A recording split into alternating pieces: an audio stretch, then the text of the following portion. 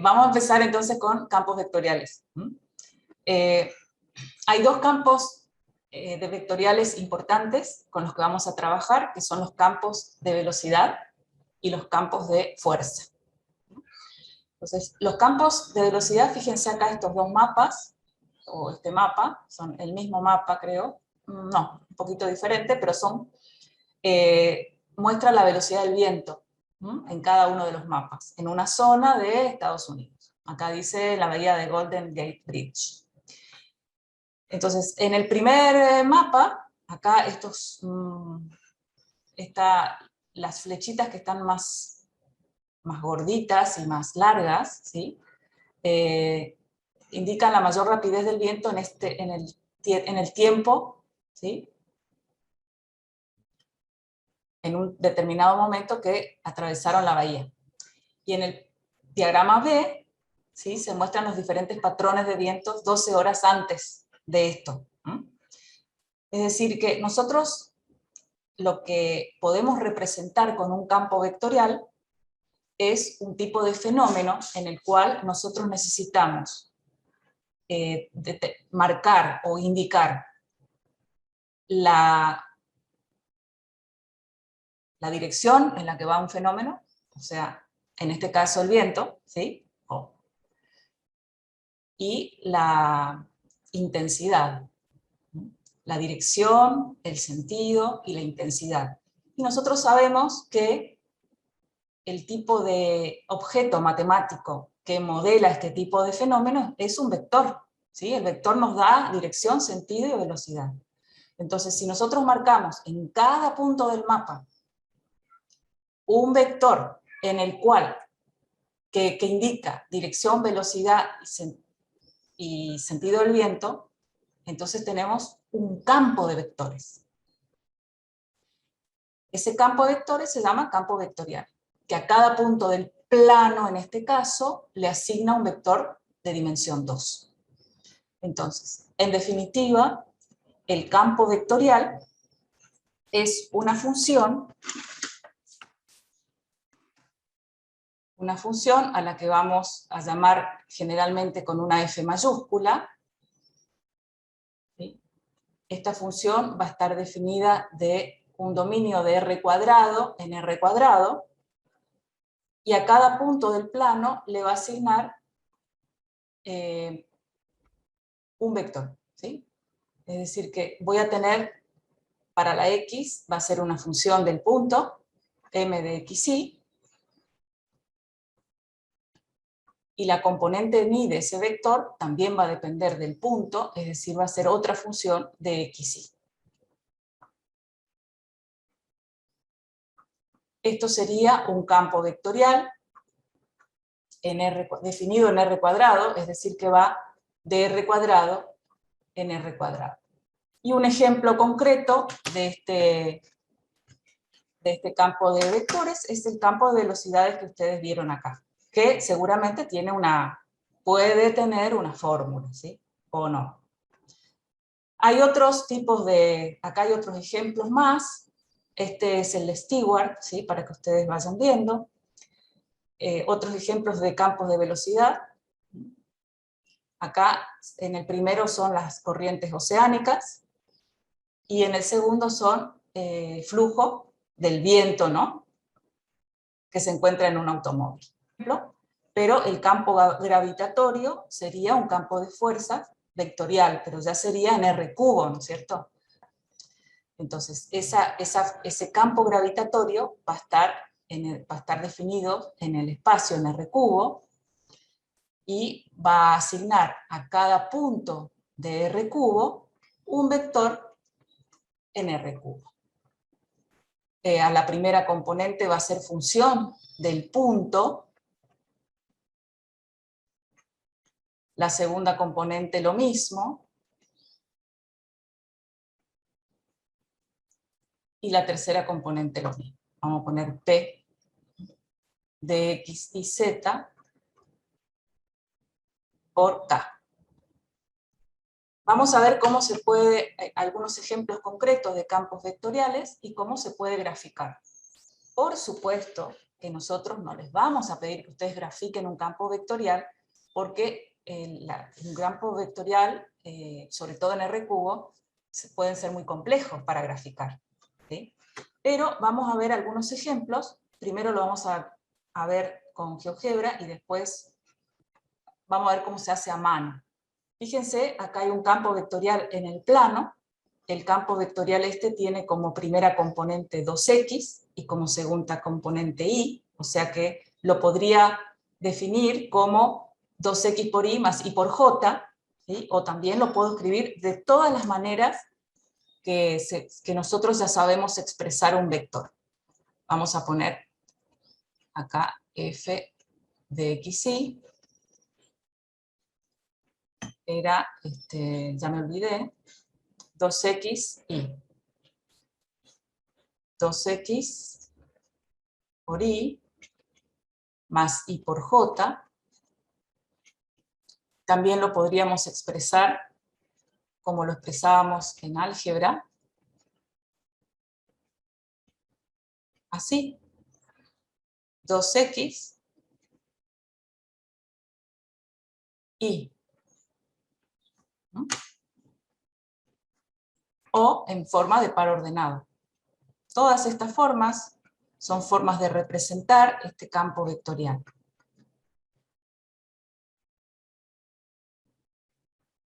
Es decir, son vectores que a cada punto le asigna un vector, a cada punto del plano en este caso. Vamos a probar con otro. Vamos a cambiar acá. Fíjense este campo vectorial, cómo se comporta. Es como que van todas las flechitas para afuera. Vamos a ponerle acá un x cuadrado, a ver. Sí, fíjense cómo cambia la dirección de los vectores. Es totalmente diferente. En el primer caso, en el que no teníamos la x cuadrado, nosotros podemos ver que todos los vectores se alejan del 0, 0, se van para afuera. Después ya vamos a ir viendo qué significan esas cosas y cómo se llaman cada uno de los tipos de los campos según el comportamiento. Y en R-cubo tendríamos, acá hay una gráfica en R-cubo, que a cada punto le hace corresponder el vector X y Z. O sea, X por Y, más Y por J, más Z por K. ¿Sí? Acá también podríamos trabajar con otro tipo de campos. Podríamos trabajar incluso, ahora vamos a graficar, el campo gravitatorio.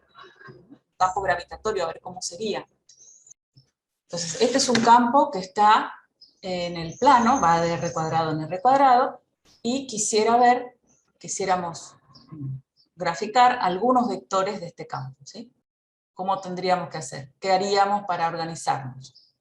Le vamos dando valores, digamos, a X. Le vamos dando valores a X. Entonces, puedo ir haciendo una tabla con el valor de X, el valor de y el valor del vector para cada punto.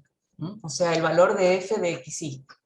Vamos a darle a x y a y distintos valores. Vamos a tomar un punto que esté, vamos a suponer que aquí está el 1. Vamos a tomar este punto, vamos a tomar este punto. Estos puntos rojos vamos a tomar como puntos a los cuales les voy a asignar la imagen. Entonces, el primer punto, ¿qué coordenadas tiene? Este primer punto rojo. 0, 1, bro. 1, 0. 1, 0, perdón. 1, 0. 1, 0. El segundo sí es 0, 1. 0, 1, sí. El tercero es menos 1, 0. Y el otro es 0, menos 1.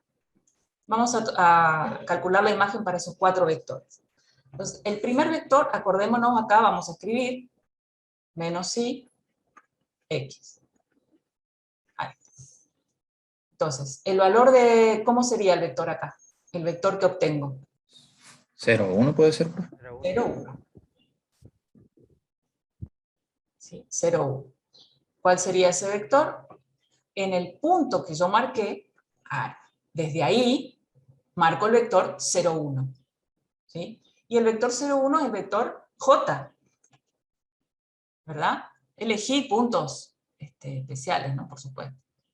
El vector j. Es decir, un vector que tiene la dirección de J, ese es el vector 0, 1. Y marcamos su origen en el punto en cuestión, que es el 1, 0. O sea que ese verde es la imagen del punto rojo. En el segundo caso, ¿qué vector obtenemos? Menos 1, Más 0. 1, 0. Menos 1, 0. O sea que es el vector menos i. Sería un vector que tiene el origen en el punto y tiene la dirección menos i. Este sería el vector menos 1, 0. Es un vector. Así. Bien. En el punto menos 1, 0. 0, menos 1. 0, menos 1. Y el último, 1, 0. 1, 0. Entonces, en el segundo va el 0 menos 1, es decir, que es un vector que va hacia abajo, de longitud 1. Y en el último, el 1, 0, o sea que va hacia la derecha. Fíjense cómo va el campo, fíjense cómo ya tenemos una idea de qué va pasando ahí. Si esto fuera un viento, vamos a decir, ¿de qué se trataría? ¿Qué les parece que pasaría? Si sigo Un marcando, tornado, profe. parecería, Tornado. ¿no? Parecería como un tornado. Bueno, Sí. digamos, a lo mejor estamos hablando pavada, pero en principio es algo que rota, es algo que va rotando. ¿Sí? Si nosotros elegimos cualquier otro punto, vamos a poner un punto que esté en la mitad del cuadrante, por acá, que tenga longitud 1, o sea, un punto que esté por acá, a distancia 1 del 0, ¿qué coordenadas tendría? Vamos a suponer que está por acá, ¿sí? A distancia 1 del 0, o sea, la misma distancia. Sería la función distancia de x y y, digamos, Ajá. igualando a la 1. Pero ¿qué coordenadas tendría el punto ese? Ese que está ahí en la mitad. 1 por coseno de tita y un seno de Bueno, tita. quiero saber las coordenadas. ¿No es raíz de 2 sobre 2, raíz de 2 sobre 2? Ah, bueno. Raíz de 2 sobre 2. No, me estoy confundiendo. ¿Por qué raíz de 2 sobre 2? Contalo nomás, no digo que está mal, ¿eh? No, o sea, por Pitágoras, pero no sé si Por lo... Pitágoras nomás, por Pitágoras, porque si esto yo quiero que valga 1, ¿sí? Y está en la mitad del cuadrante, la y la x son iguales, eso seguro, o sea que se trata de un triángulo rectángulo y también isósceles. Entonces, yo sé que la hipotenusa quiero que valga 1, ¿sí? Y la x cuadrado más la y cuadrado, que son iguales, así que las voy a poner así, sería 2x cuadrado igual a 1, por lo tanto x vale raíz cuadrada de 1/2, que es lo mismo que raíz de 2 sobre 2. Esa es nada más, Pitágoras. Entonces, ese punto estaría sobre una circunferencia de radio 1, en definitiva, ¿no? Porque estoy diciendo que la distancia es la misma que en los otros puntos. ¿Y cuál es la imagen de este punto? Sería menos raíz de 2 sobre 2. Raíz de 2 sobre 2, ¿están de acuerdo? Sí, profe. Bueno. Eso nos daría un vector tangente a la curva circunferencia de radio 1 en ese punto. O sea, si yo sigo marcando, ¿sí?, todos los puntos que están a distancia 1, ¿sí?, la imagen serían esos vectores. Simplemente les quiero mostrar cómo se grafica. No pretendo que lo hagan todas las veces, nada más, pero que entiendan de qué se trata. Acá está graficado para otros puntos, ¿sí? Acá para la circunferencia de radio 1, después se tomó la otra circunferencia de otro radio, con otro radio, ¿sí?, distintos puntos, y obtengo los vectores. Esa es un poco la idea de lo que es un campo vectorial. ¿Alguna duda con respecto a acá? ¿Entendieron lo que es un campo vectorial? Y que modela fenómenos, ¿sí?, como campos de velocidades o campos de fuerzas. Hay un tipo de campos vectoriales que son muy especiales, los gradientes. Por ejemplo, vamos con un campo escalar. F de x y z igual a x cuadrado por y, x cuadrado por y, más 5z. Vamos a ponerle así. Y le voy a poner un cuadrado acá para que no desaparezca la z. ¿Cómo sería el gradiente de f? Sería en 2x, componente en y sería 2xy 2xy más x cuadrado en j más x cuadrado j más 10z en k. más 10z. Y esto, como verán, es un campo vectorial. ¿Sí? Ahora, esto no se puede graficar, esta superficie, este campo escalar. No se puede graficar porque es f de x y z. Pero el campo de vectores sí se puede graficar. Vamos con un ejemplo en R cuadrado, así lo podemos graficar completo. ¿Sí? Tomo el ejemplo, que ya lo grafiqué, en realidad, así que lo voy a mostrar nomás.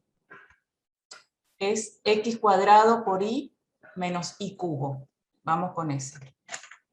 X cuadrado por y más y cubo. La gráfica es la que les muestro acá. Es como un paraboloide hiperbólico, ¿vieron? Pero con tres partecitas. Bueno. Nosotros podemos en GeoGebra campo de direcciones, pedirle campo de direcciones y nos da el campo de gradientes. Entonces el campo de direcciones de esa función lo podemos ver acá en el espacio, ¿sí? Parece como que se ve poquito, pero ahí está. Ahí se va viendo más, ¿no? El campo de direcciones, lo voy a dar vuelta, ahí ven. ¿No? Pero el campo de direcciones, como ustedes pueden observar, está en el plano, porque tiene el gradiente de esa función, está en una dimensión menos. ¿Sí? ¿Y qué característica o qué propiedad cumplían el campo, los vectores gradientes, respecto de las curvas de nivel? ¿Se acuerdan? Eran normales. Eran normales las curvas de nivel. O sea que nosotros, viendo este campo de vectores, podríamos saber también cuáles son las curvas de nivel. ¿No? Acá no se ven las curvas de nivel. Ahí está ese campo dibujado, ahí están dibujadas las curvas de nivel de ese campo que nosotros vimos recién, y el campo de gradientes. Y acá se ve perfectamente que esos vectores son normales a las curvas de nivel. Y nos indican en qué dirección la superficie tiene su máxima variación. Esa es la relación que había con las derivadas direccionales, si lo recuerdan. Entonces, el campo gradiente es un campo de vectores, y además es sumamente especial porque el campo de gradientes es un campo vectorial conservativo. ¿Sí? Los campos de gradientes, los campos de direcciones, son campos conservativos. ¿Qué significa que son campos conservativos? Que conservan la energía. Pero de eso nos vamos a ocupar más adelante. ¿Sí? Esto igual es importante ir nombrándolo ahora y viéndolo ahora.